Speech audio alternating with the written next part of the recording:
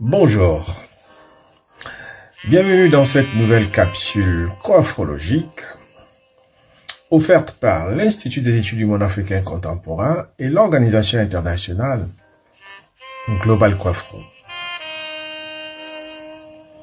Je suis le professeur Alphonse Becquet, le fondateur de la coiffrologie et le directeur de l'Institut des études du monde africain contemporain.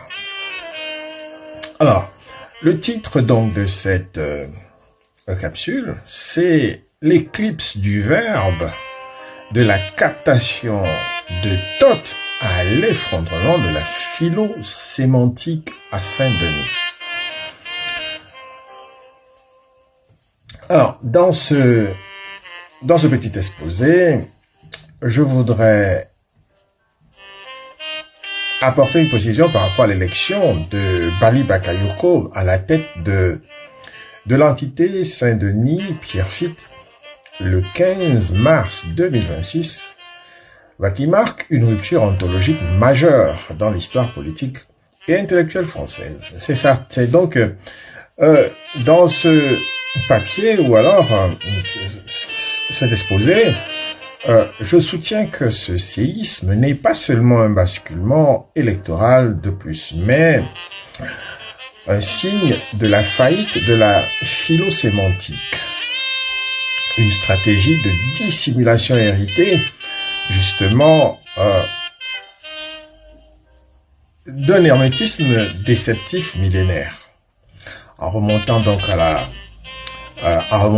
la captation, justement, grecque du savoir de Kemet, c'est-à-dire Toth, nous démontrons comment l'imposture intellectuelle des figures contemporaines, telles que Michel Onfray et Éric Zemmour, a été neutralisée par l'émergence d'une pensée globale sphérique ancrée dans la réalité anthropologique et la justice épistémique.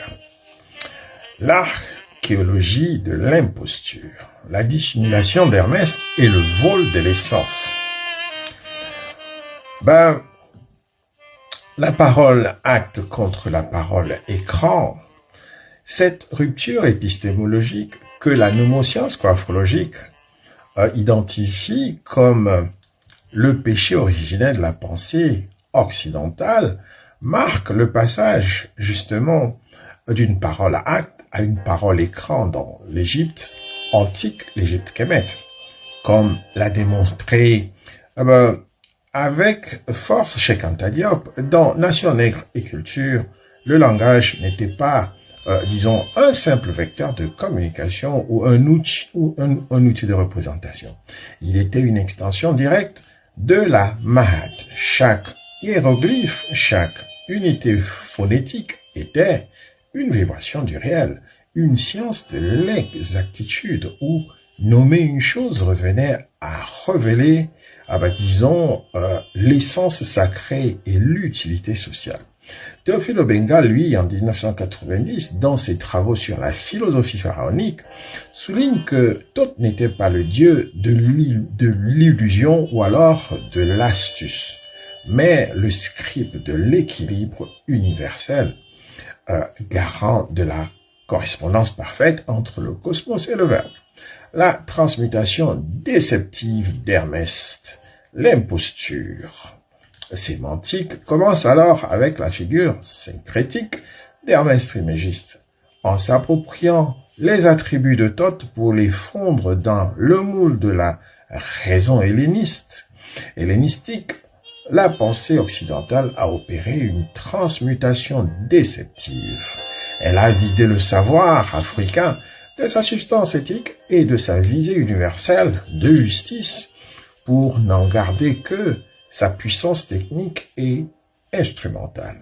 Francis Yates, en 1964, dans Giordano Bruno and the Hermetic Tradition, a documenté justement comment cet hermétisme a transformé la connaissance en un outil de pouvoir occulte réservé à des élites capables de manipuler le sens pour dominer le profane. Cette philosophie déceptive opère un glissement sémantique majeur. le savoir devient hermétique, c'est-à-dire fermé, crypté. Comme l'analyse Vernant et Detienne en 1974, à travers le concept de la métisse, le verbe ne cherche plus la vérité lumineuse, mais l'effacement rhétorique, la ruse et le camouflage.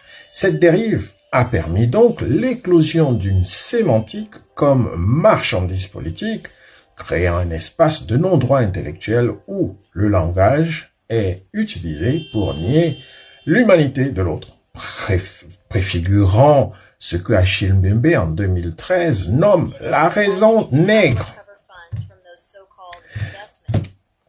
Donc, cette fiction sémantique créée par l'Occident pour justifier donc l'exploitation.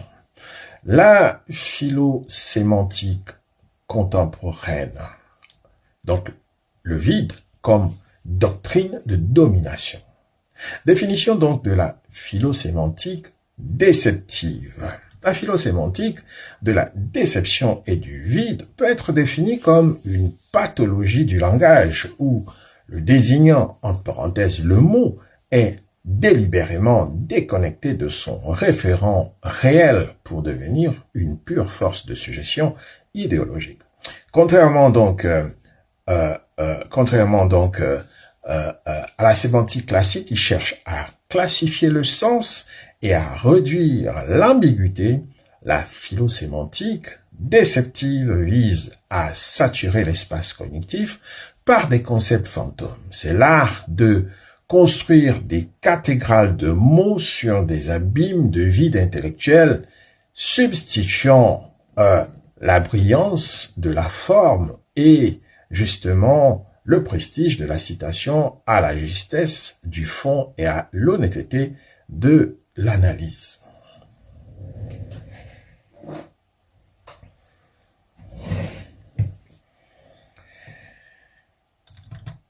La mécanique du vide, le cas Onfray et Zemmour. Éric Zemmour et Michel Onfray incarnent ici, disons, deux faces de cette alchimie inversée. D'abord, Éric Zemmour. Il utilise une sémantique de la pétrification. Il fige le mouvement sociologique fluide d'une nation dans une tragédie grecque, où les mots comme civilisation ou identité ne sont plus des concepts ouverts sur le futur, mais des blocs de pierre destinés à creuser l'altérité. Chez lui, la philosophie, disons la philosémantique, transforme une dynamique migratoire complexe en une tragédie métaphysique de type grand remplacement. Mot valise vidée de toute substance scientifique, mais chargée d'une puissance d'effroi. Michel Onfray, lui, pratique une philosémantique de l'effacement. Sous couvert d'un vernis nietzschéen, souvent mal compris, il mobilise le concept de, disons, de décadence pour justifier une impuissance à penser le renouveau. Il utilise donc le prestige de la philosophie pour valider des pulsions réactionnaires transformant le peuple en un concept sémantique manipulable qui sert de bouclier contre toute pensée complexe. L'affaire Bakayoko, la sémantique du narcotrafic comme ultime recours. Dans cette architecture du vide, l'attaque médiatique ordonnée contre l'élection de Bakayoko Bali en 2026 donc révèle le mécanisme de la sémantique du narcotrafic. Ici, l'étiquette ne révèle pas de l'analyse criminologique ou sociologique, mais d'une tentative de re-enchantement maléfique du réel. En qualifiant le suffrage universel dionysien de vote de narcotrafiquants, la philosémantique opère une criminalisation métaphysique. Elle cherche pas à trouver un délit, mais à frapper d'illégitimité ontologique un corps électoral entier.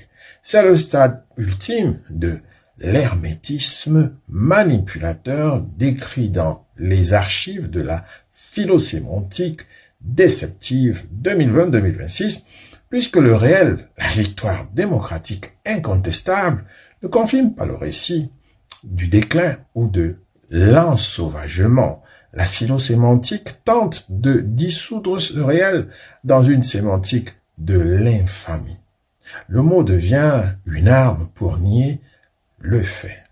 Saint-Denis 2026, le réveil de la pensée globale sphérique et le désensorcellement. Apraxie contre le simulacre. L'élection de Bali Bakayoko à Saint-Denis est perfide, donc en 2026, agit comme un processus de désensorcellement collectif. Elle marque, disons, l'insurrection de la praxis contre le simulacre du verbe. Elle incarne le passage de la philoscience, cette discipline froide, héritière du découpage cartésien qui dissèque, catégorise, et finit par exclure à une pensée, disons, globale sphérique vivante. Là où la philosémantique de Salon s'épuise à débattre d'une essence de la France qui ne serait qu'une relique figée, la nouvelle municipalité donc imposée, la nouvelle municipalité impose une physique sociale, comme le propose le manifeste pour une pensée globale sphérique 2025, écrit par le professeur Alphonse Péquet.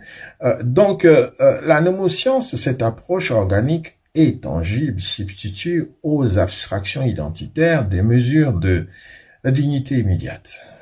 La gratuité des services essentiels, le bouquet pouvoir d'achat et la réappropriation de l'espace public sont des actes qui déchirent le voile sémantique. C'est ici que la vérité cesse d'être un énoncé rhétorique pour devenir une expérience vécue. La justice épistémique et le retour à la maths. Le réveil marque également l'avènement d'une justice épistémique radicale, la perspective coiffologique du professeur Alphonse Péquet, qui refuse désormais la hiérarchie sémantique imposée par les pôles médiatiques dominants qui tentent de régenter la pensée par le biais de la peur et de la stigmatisation. En votant massivement pour un projet de rupture, les populations de Saint-Denis ont brisé le sortilège de l'hermétisme déceptif.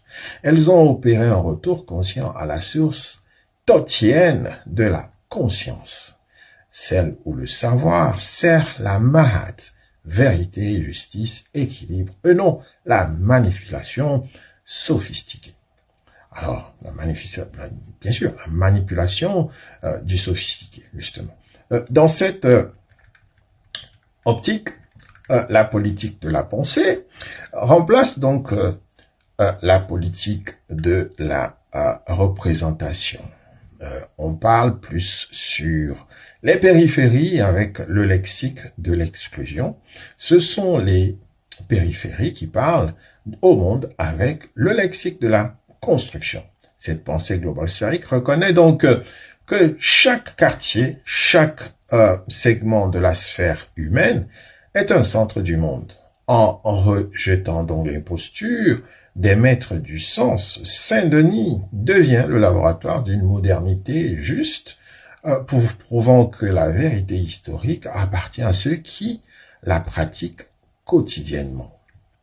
Donc la restauration de la mère Ntou, la femme matricielle, contre l'aridité hermétique. Au-delà du désensorcellement politique, l'élection de 2027 marque le retour à la source terrestre de la pensée humaine, la mère Ntou.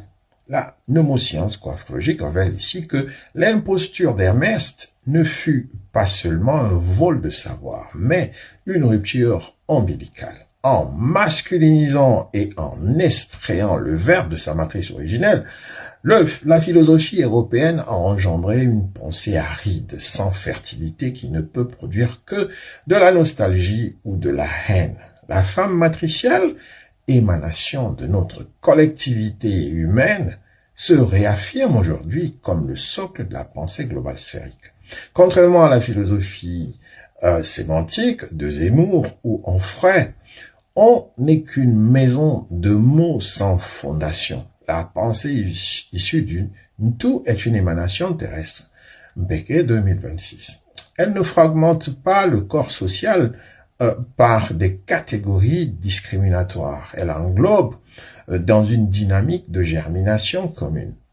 Restaurer donc la pensée depuis cette source matricielle s'est imposée à la Mahat non plus comme une règle logique abstraite, mais comme une nécessité biologique et éthique. Saint-Denis devient alors le lieu où la gestation de la cité retrouve son caractère sacré, celui d'une communauté de destin nourrie par la terre-mère, rendant caduque l'hermétisme dissimulatoire des maîtres du vide. Cette restauration matricielle est l'antidote ultime à la fraude hermétique car elle réintègre le vivant dans le logos.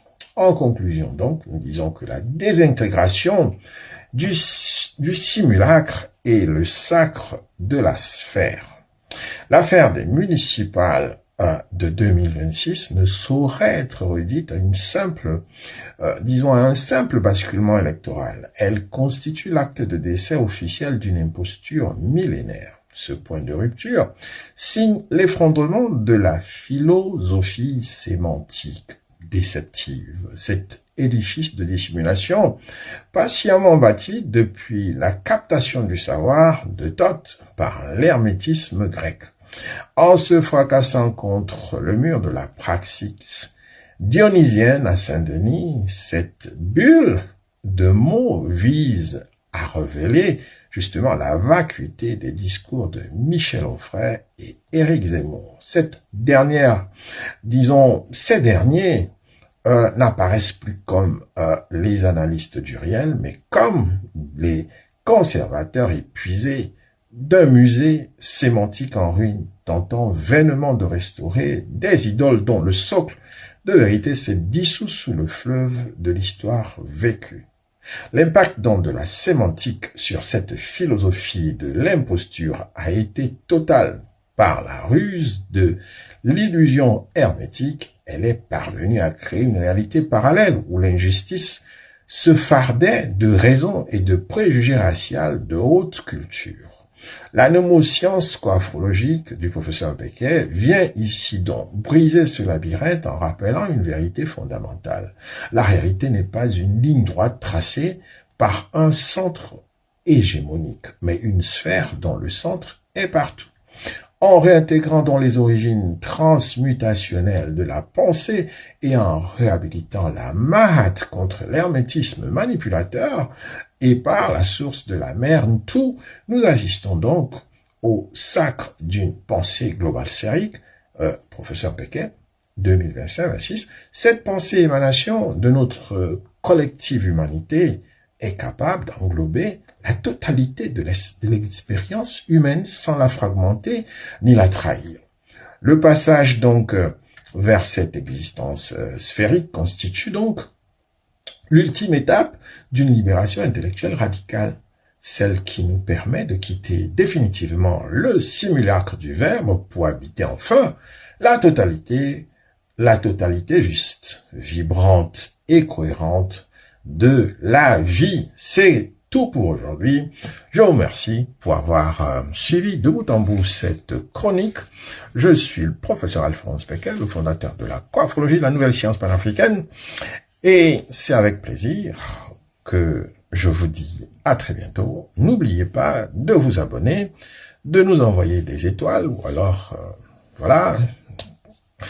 Vous pouvez aussi chercher à savoir les formations que nous offrons à l'Institut des études du monde africain contemporain. Merci à vous et on se dit à très bientôt pour nos prochaines chroniques. Vous êtes bien sur Global Coafro. À très bientôt. Au revoir.